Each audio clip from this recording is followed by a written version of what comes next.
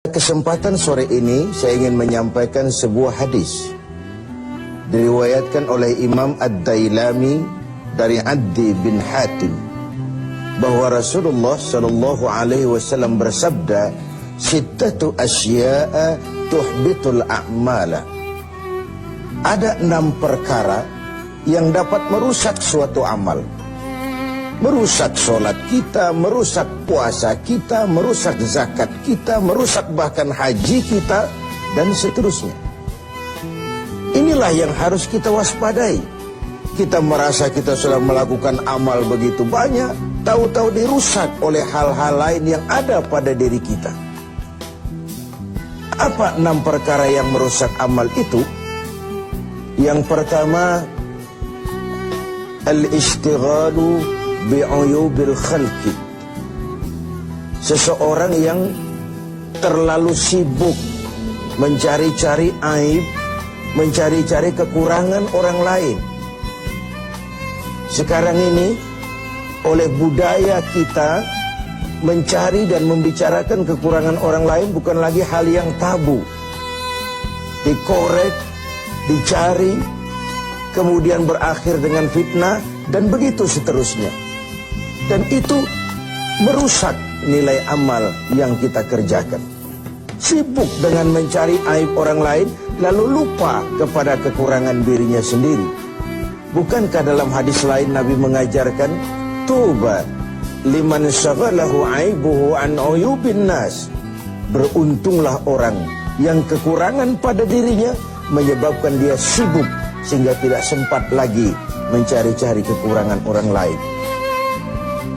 Tapi sebaliknya, celaka benar orang kalau waktunya habis dengan kesibukan mencari aib dan kekurangan orang lain, lalu merupakan aib dan kekurangan yang ada pada dirinya sendiri. Pemirsa TV7 yang berbahagia, sibuk dengan aib dan kekurangan orang lain dan asyik tenggelam di dalamnya, membicarakan si fulan, membicarakan si fulan, membicarakan si ini, menyebabkan kita terlena dan tidak sadar akan aib dan kekurangan yang ada di dalam diri kita. Dalam dunia jurnalistik ada ungkapan, bad news is good news. Berita jelek itulah berita bagus. Berita yang bagus biasa-biasa saja. Tapi berita jelek kalau diangkat, dikemas sedemikian rupa, bisa jadi berita bagus, menarik, kejutan, menimbulkan rasa ingin tahu, dan begitu seterusnya. Termasuk dalam konteks ini, setiap hari sekarang ini, kita dijejali berbagai tayangan-tayangan yang sibuk dengan aib dan kekurangan orang lain. Sehingga mengakibatkan itu lalu menjadi budaya kita, dan hal-hal yang tabu tidak lagi dianggap tabu. Hal-hal yang sebenarnya memalukan sudah dianggap tidak memalukan. Sementara sedikit sekali contoh dan pelajaran yang bisa diambil dari hal-hal seperti itu. Karena itu, dengan melaksanakan ibadah Ramadan, kita juga harus mawas diri. Jangan sampai terjebak di dalam kegiatan istighal bi'uyubil khalqi, sibuk mencari aib dan kekurangan orang lain, sampai melupakan kekurangan dirinya sendiri. Yang kedua, yang bisa merusak amal itu adalah waqaswatul qalbi. Orang yang keras hati. Hatinya itu kasar, keras. Beruntung kita kalau oleh Allah diberikan hati yang lembut, yang peka, cepat menerima kebenaran. Sebuah contoh, Sayyidina Umar bin Khattab, orang yang diberikan hati yang keras, tapi mudah menerima kebenaran, cepat menerima kebenaran. Dia yang dimaksud qaswatul qalbi ini sudah hatinya keras, kasar, dan tertutup untuk menerima kebenaran. Hatinya itu degil, hatinya itu tertutup, cupik seperti katak di bawah tempurung, tidak mau menerima kebenaran. Nah, tatkala kita tidak mau menerima kebenaran, lalu kita merasa kitalah yang paling benar. Banyak sekali dalam perjalanan hidup ini orang-orang yang kemudian terjebak menjadi pemilik kebenaran, mengklaim yang lain salah semua, cuma dia saja yang benar. Akhirnya juga terjebak pada hati yang keras dan kasar seperti tadi. Hati adalah raja dari kerajaan tubuh manusia, sementara anggota badan kita yang lain cuma prajurit saja. Kaki hanya berjalan, tangan hanya mengambil, mata hanya melihat, telinga hanya mendengar. Kalau hati cenderung dan memerintah ke arah situ, maka benar ketika Nabi bersabda, kalau baik hati, baiklah seluruh badan. Kalau rusak hati, rusak jugalah seluruh anggota badan yang lain. Qaswatul qalbi. Yang ketiga yang merusak amal itu adalah wahubbud dunia. Orang yang terlalu cinta kepada dunia. Saya menggunakan kata terlalu karena cinta kepada dunia bukan hal yang salah, sepanjang dunia itu kita jadikan sebagai alat untuk mencapai tujuan jangka panjang, yakni akhirat dan ridho Allah. Tapi terlalu sehingga dia berurat dan berakar di hati, dan kita sulit melepaskannya, ini akan bisa merusak amal. Sebab apa? Kalau kegiatan hidup kita sudah dipacu oleh hubbud dunia, cinta dunia yang berlebihan. Cinta dunia itu include cinta pangkat, cinta jabatan, cinta harta, cinta pujian dan sebagainya. Kalau itu sudah overload, sudah berlebihan dalam hidup kita, kita cenderung melakukan hal-hal yang menghalalkan segala cara. Dan ini akhirnya akan merusak nilai amal yang sudah kita kerjakan. Bukankah ini memang penyakit kita, hubbud dunia, terlalu cinta kepada dunia, lalu menjilat ke atas, injak ke bawah, sikut kiri, kanan. Masa bodoh teman jadi lawan, lawan jadi teman, asal bisa menggapai target dunia. Akhirat urusan nanti, yang penting yang sekarang. Padahal yang nanti itu ditentukan oleh yang sekarang ini. Kalau beginilah cara kita mencapai tujuan, kita sudah merusak yang nanti itu juga.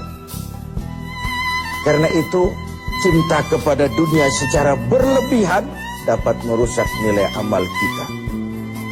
Inilah Ramadan, di mana kita menghadapi renungan-renungan bahwa dunia sesuatu yang bersifat sementara.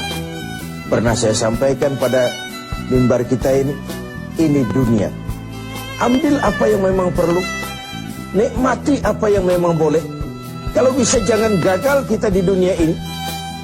Tapi kalaupun kita gagal di dunia, kita kan masih punya akhirat. Inilah yang menyebabkan cara kita mencapai dunia tidak menghalalkan segala cara, karena kita yakin akan pertanggungan jawab akhirat nanti. Itu yang ketiga.